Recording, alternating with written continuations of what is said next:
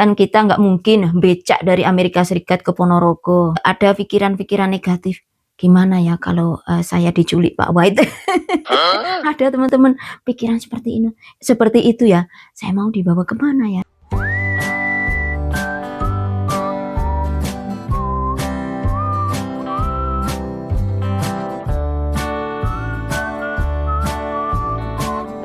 Hai teman-teman, selamat pagi dari Amerika Utara. Assalamualaikum warahmatullahi wabarakatuh. Apa kabar kalian? Semoga dimanapun teman-teman berada senantiasa dalam lindungan Tuhan Yang Maha Kuasa. Amin. Nah, berjumpa lagi pagi ini karena cuaca di luar sedang tidak bersahabat dan saya tidak bisa melakukan aktivitas apapun itu termasuk bersih-bersih garasi. Makanya pagi ini saya akan ngonten saja di dalam rumah dan kita akan membahas tentang salah satu pertanyaan dari teman kita tercinta yang mengajukan pertanyaan ini sebenarnya sudah beberapa hari kemarin dan mohon maaf baru kali ini saya akan mencoba mengingat kembali dan mengangkat kisah ini ya. Wow, kisah apa ini? Ya kita akan jalan-jalan saja teman-teman. Kemana jalan-jalannya?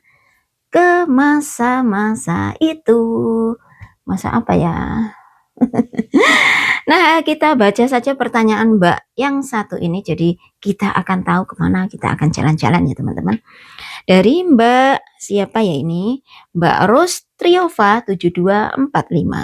Beliau mengajukan pertanyaan, Bunda, izin bila berkenan tolong ceritakan suka duka proses adaptasi awal-awal pindah. Loh, kacamata saya gimana?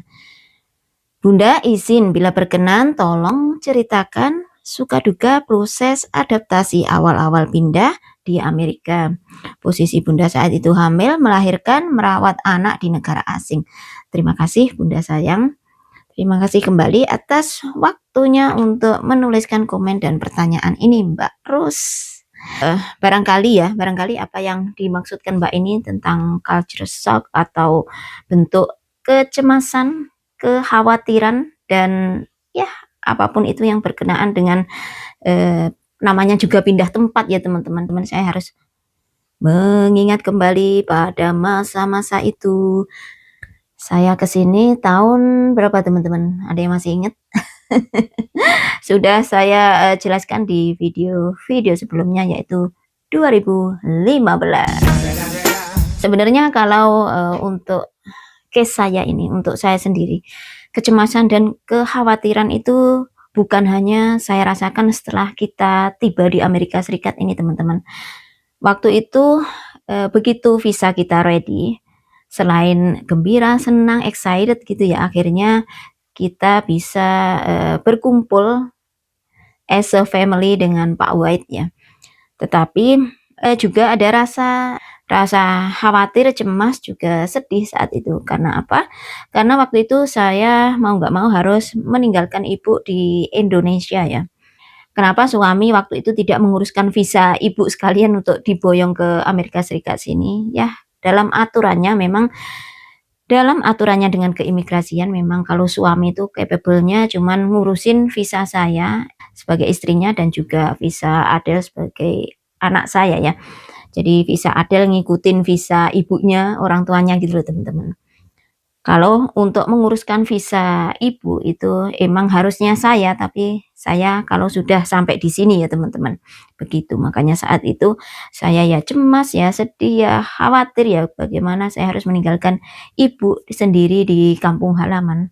Ya memang bukan pertama kali saya keluar negeri dan harus meninggalkan orang tua di rumah teman-teman. Tapi kali ini atau waktu itu bedanya saya harus mengajak Adel sekalian dan seperti yang sudah saya ceritakan Adel itu dari baby dari kecil memang yang merawat ibu dan ya seperti itu selain harus berpisah dengan saya harus berpisah dengan Adel juga dan waktu itu bapak sudah tiada. 2014 bapak meninggal dan 2015 saya juga harus meninggalkan ibu di kampung halaman sendiri. Jadi apa ya teman-teman yang membuat saya itu sedih gitu loh. Bahkan ibu pun barangkali ya gimana di sisi lain senang anaknya bisa berkumpul dengan suami, tetapi di sisi lain barangkali beliau juga merasa kehilangan Nah, setelah sebulan di sini, saya ada diskusi atau omong-omongan dengan adik. Waktu itu adik di Surabaya, bekerja di bagian farmasi Rumah Sakit Dr. Sutomo.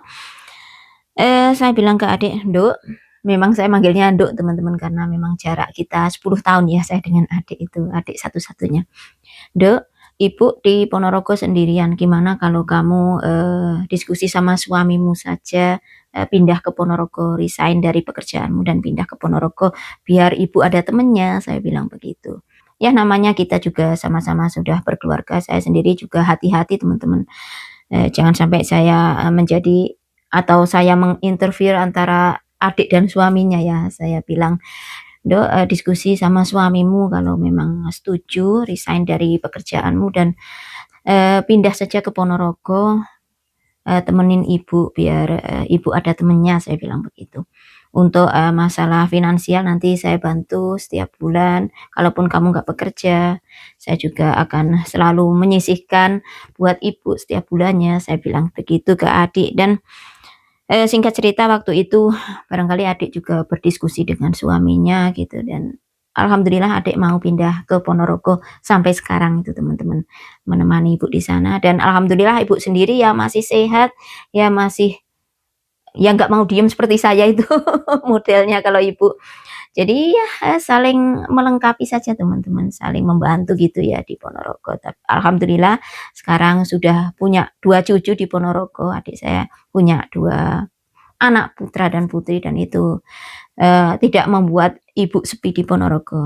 Nah, seperti itu teman-teman. Jadi, antar saudara kita saling, melengkapi, make it works itu loh teman-teman. Memang di sini saya belum bisa menemani ibu, belum bisa merawat ibu secara fisikal, tapi insya Allah kita bisa membantu merawat ibu dari jauh ya, dengan support finansial dan sebagainya itu ya teman-teman. Adik yang menemani ibu dan membantu ibu secara fisikal, dan saya yang secara finansial. Itu adalah kerjasama yang, saya jalin dengan adik. Ya meskipun kita sudah sama-sama berumah tangga, tapi alhamdulillah dengan adik saya selalu rukun dan tidak ada istilahnya, saya selalu nemenin ibu, gimana Mbak Eng, anu gini, nggak ada seperti itu. Jadi saya benar-benar menghindari, apa ya teman-teman, situasi di mana kita itu ijir-ijiran kalau orang Jawa. Ijir-ijiran itu apa?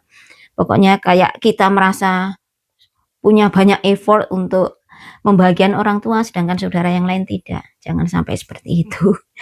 Ya, untuk cerita tentang ibu, kekhawatiran atau kecemasan tentang ibu akhirnya hilang setelah adik, mau ke Ponorogo itu teman-teman. Selanjutnya kecemasannya adalah waktu tiba di Amerika Serikat ya, dalam perjalanan dan sebagainya ya.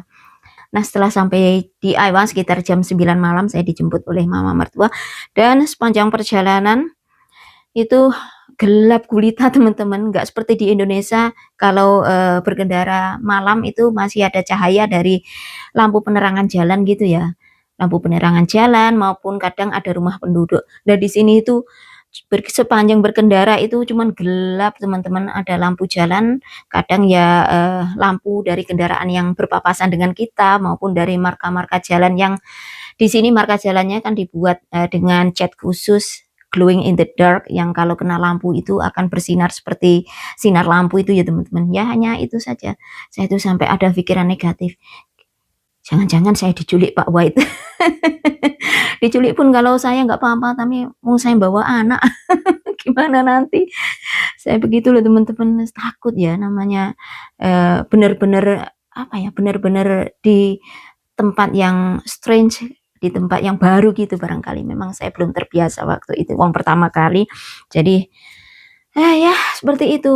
Tapi alhamdulillah setelah saya kenal mama mertua, setelah saya kenal saudara-saudara suami, semua sangat welcome, semua sangat baik, dan meskipun sama Adel itu, sangat hangat teman-teman sambutannya terhadap kita yang dari Indonesia.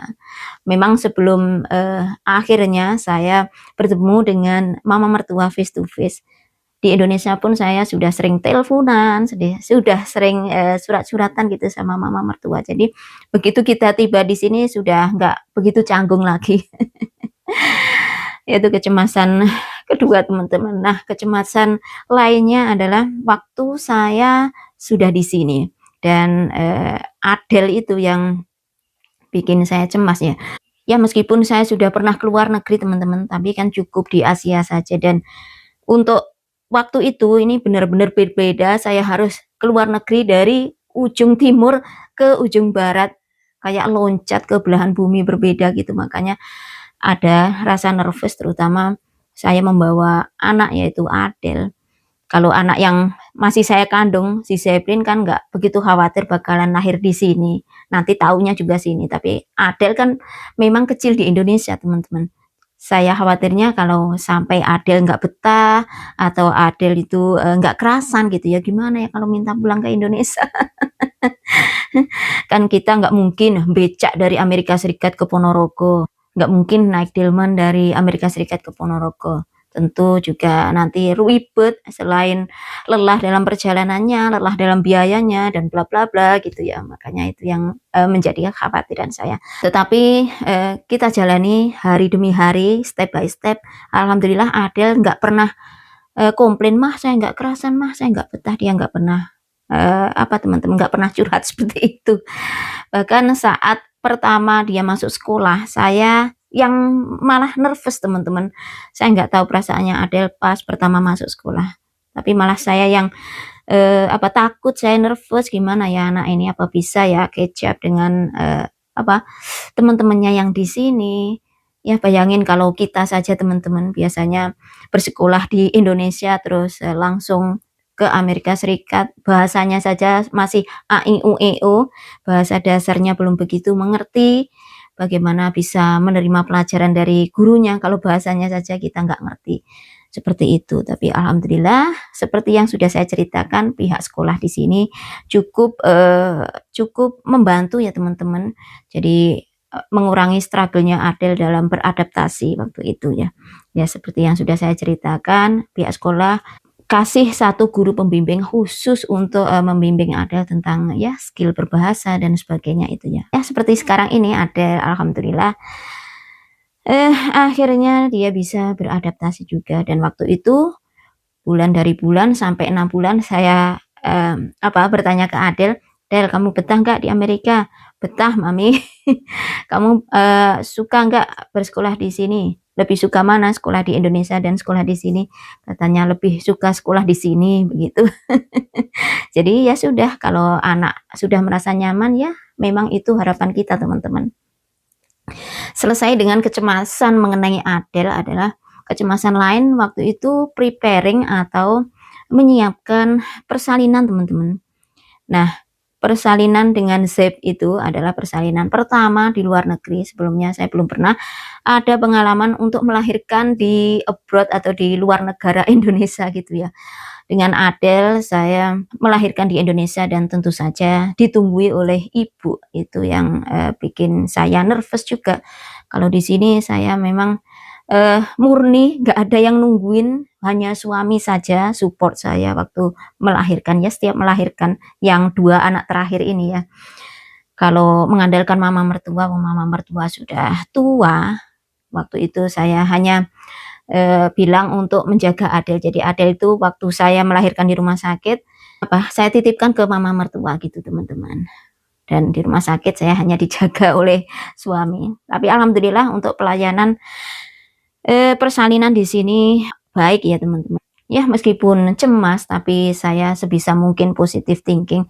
Masa iya Amerika Serikat tidak lebih baik dari Indonesia, wong negara maju, saya pikir begitu ya. Tentu, tenaga medisnya juga, profesional, nggak mungkin tidak lebih profesional dari tenaga medis di Indonesia, saya begitu. Dan alhamdulillah waktu menjelang persalinan, kita sudah berada di rumah sakit, dokter yang akan membantu persalinan saya waktu itu offer gini, "Ma'am, ini mau persalinan normal, tapi, minta, dibius nggak? Jadi Ma'am nggak merasakan sakitnya pembukaan."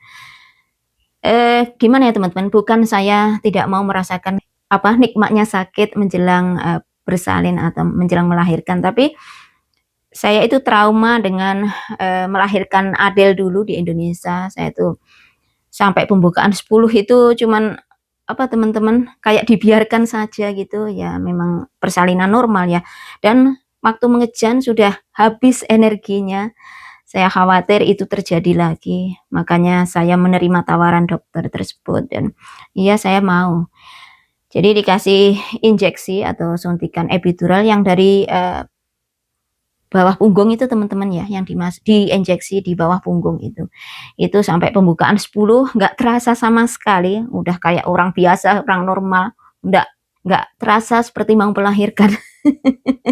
Jadi enak saja, tahu-tahu dokter datang memeriksa dan bayinya sudah di jalan. Itu siap untuk mengejan dan alhamdulillah energi saya juga sudah tercharge dan persalinan lancar itu. Apa ya, itu pengalaman pertama saya melahirkan di sini ya dengan C-shape itu. Ya begitulah teman-teman dan relate dengan pertanyaannya Mbak Rose tadi. Ini tadi apa pertanyaannya?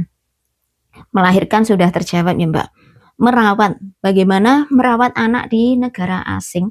Untuk merawat anak di negara asing, kalau saya ditanya sekarang ya, saya tuh juga bingung teman-teman, kok bisa ya saya membesarkan anak, padahal dulu saya tuh cemas banget, tanpa ibu di sisi saya bagaimana saya bisa merawat anak saya, bagaimana saya bisa memandikan anak saya, dan bla bla bla gitu.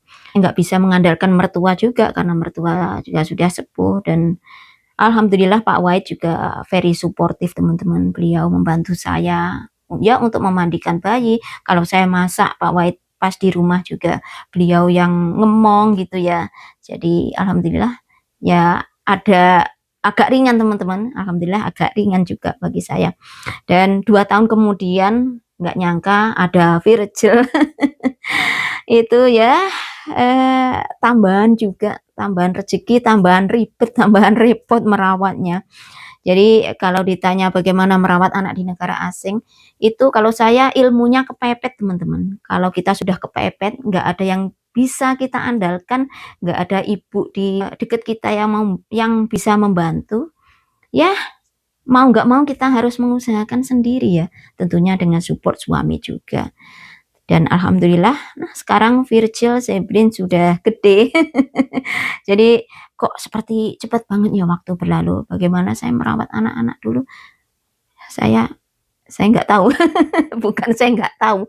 Ya dijalani day by day, step by step dan kadang nggak terasa teman-teman waktu itu cepat banget berlalu. Sekarang mereka sudah besar. Seperti itu Mbak Ros, semoga bisa menjawab pertanyaan jenengan. Intinya kalau merawat anak di luar negeri ya ilmu kepepet, kalau saya mah kepepet, nggak ada yang bisa diandalkan, nggak ada yang bisa membantu ya, kita mau nggak mau harus mengerjakan sendiri dan alhamdulillah ya sekarang anak-anak sudah besar. Kecemasan selanjutnya ini bukan pertanyaan Mbak Ros tapi akan saya selipkan di sini. Yang saya bukan kecemasan ya teman-teman, ini lebih ke keheranan, apa ya? Bukan keheranan ya, kebiasaan dari Indonesia yang masih kadang saya mau praktekkan di sini gitu loh. Ini unik juga.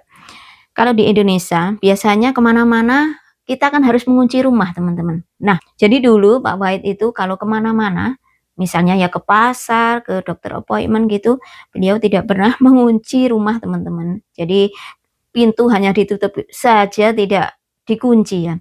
Dan setelah saya sampai di sini memang saya biasakan karena kebiasaan kalau di Indonesia kita harus mengunci pintu rumah kalau kemana-mana. Jadi di sini pun saya begitu ya teman-teman, terutama saat kita pindah ke hutan ini, ke rumah di hutan ini, kan nggak ada tetangga, nggak ada siapa-siapa gitu. Saya takutnya ada maling atau rampok ya seperti di Indonesia gitu ya. Dan itu kebiasaan baik ya menurut saya untuk proteksi atau jaga-jaga.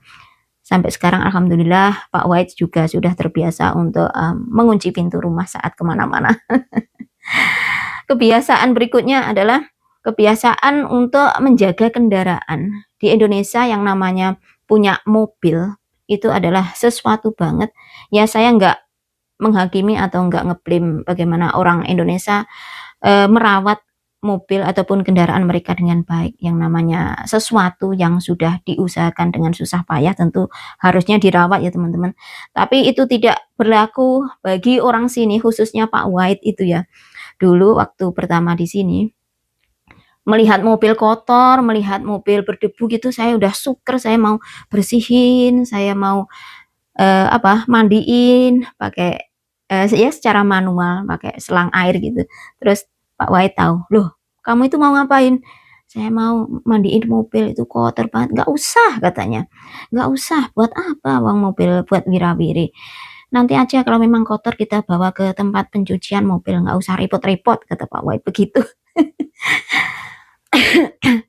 Enggak tahu ya, memang ya seperti itu, ya bukannya kita itu tidak merawat kendaraan, enggak ya, kalau eee, ganti oli dan perawatan-perawatan, mesin kita juga rutin melakukan teman-teman, dan memang harus dicek namanya kendaraan ya teman-teman, biar, kondisinya prima. Tapi untuk perawatan bodi dan sebagainya, ataupun kalau kena hujan, kena panas, kena salju dan sebagainya, nggak tahu, orang sini ya rata-rata ya seperti Pak White itu, nggak sebagus orang Indonesia bagaimana merawat kendaraan, dan bla bla bla gitu ya teman-teman ya, seperti itu. Nah, selanjutnya adalah yang bikin saya, agak kaget di sini adalah kita tidak ada tetangga dekat teman-teman, terutama setelah kita pindah ke rumah hutan sini ya, sama tetangga jauh, dan ini mana tetangganya, saya itu kadang merasa kesepian dulu pertama-pertamanya teman-teman. Tapi lama-lama ya sudah terbiasa. Saya ngomongin diri saya sendiri teman-teman.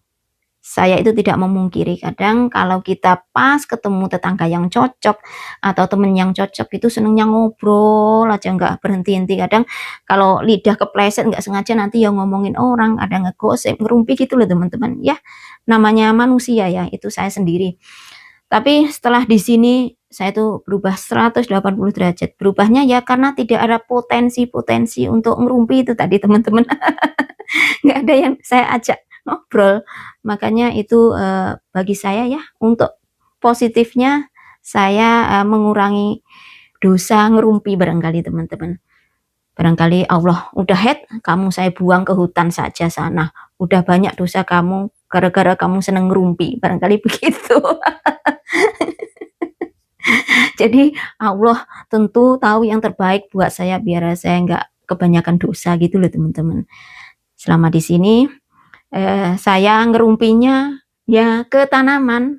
Kalau saya suntuk di rumah, saya curhat ke tanaman, ngulik-ngulik tanaman, udah lupa, udah fresh lagi pikiran. Jadi ya seperti itu. Hal selanjutnya yang bikin saya heran atau merupakan kekagetan saya setelah tiba di sini adalah mengenai, tempat atau rumah ibadahnya yang sangat jauh dari rumah kita, teman-teman. Kalau di Indonesia biasanya kita bisa menemui, tempat peribadatan ya baik itu gereja, masjid, mushola itu sangat gampang ya teman-teman karena memang di sana, penduduknya padat. Tapi di sini itu ya Allah jauh banget teman-teman, dengan masjid yang terdekat kita harus berkendara pulang pergi itu lebih dari 100 kilometer, dan itu selain sangat jauh juga ya dengan kondisi alamnya yang kadang musim salju dan sebagainya itu membuat kita sendiri sepertinya struggle untuk setiap hari bisa make effort, pulang pergi ke masjid ya teman-teman. Jadi ya kalaupun ke masjid hanya Pak Wahid biasanya yang hari Jumat ke masjid. Kalau saya sendiri ya cuma terbatas ya kadang saat Ramadan, kadang juga saat Idul Fitri maupun Idul Adha itu saja. Jadi ya seperti itu teman-teman.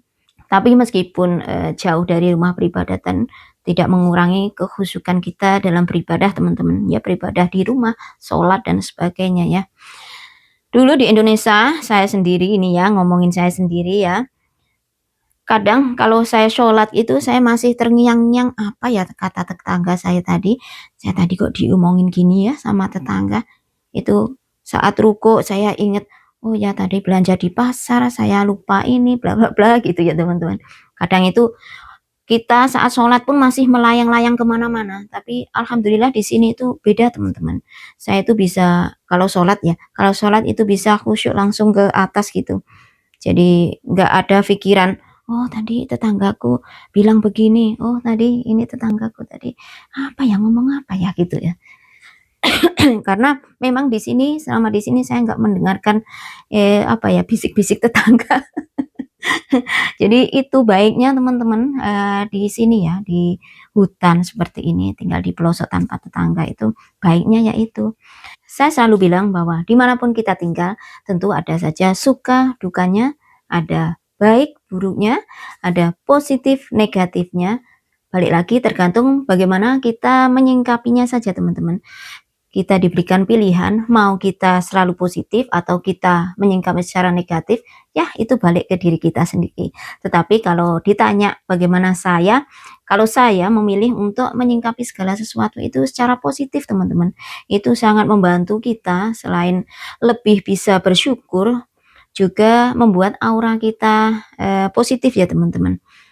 Insya Allah rezeki juga lancar, jalannya juga enak.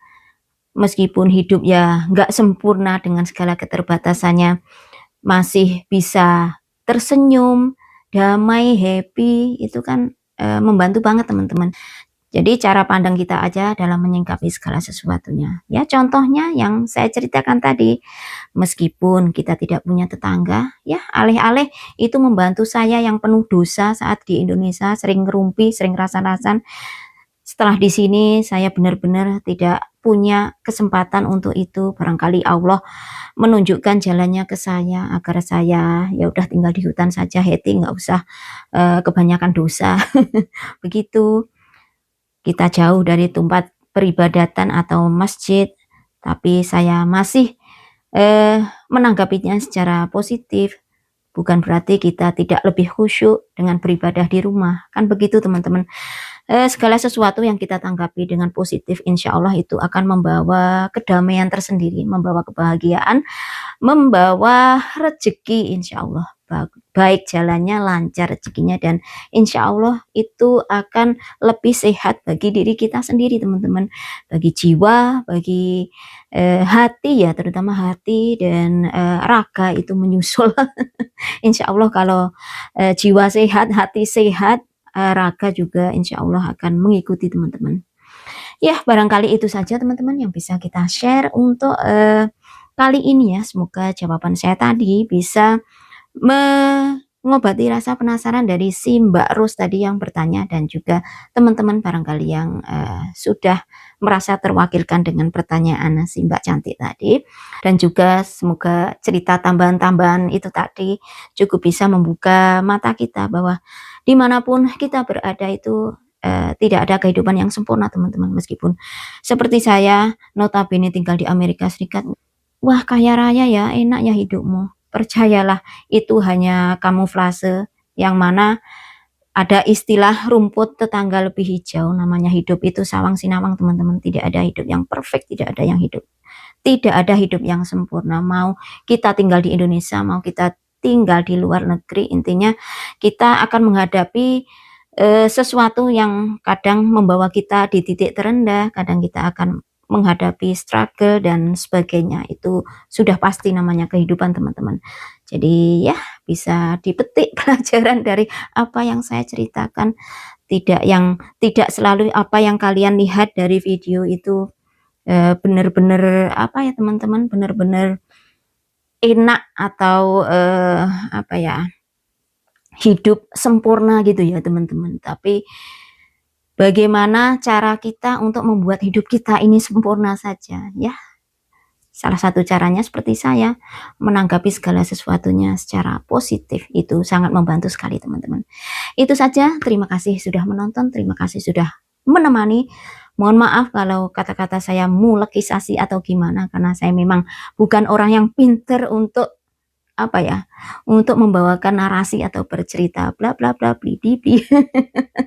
Tapi semoga kalaupun ada yang bisa diambil pelajaran atau manfaat, itu bisa menjadi pelajaran bagi kita semuanya teman-teman. Terima kasih, salam damai, salam sukses selalu. Wassalamualaikum warahmatullahi wabarakatuh. Bye bye.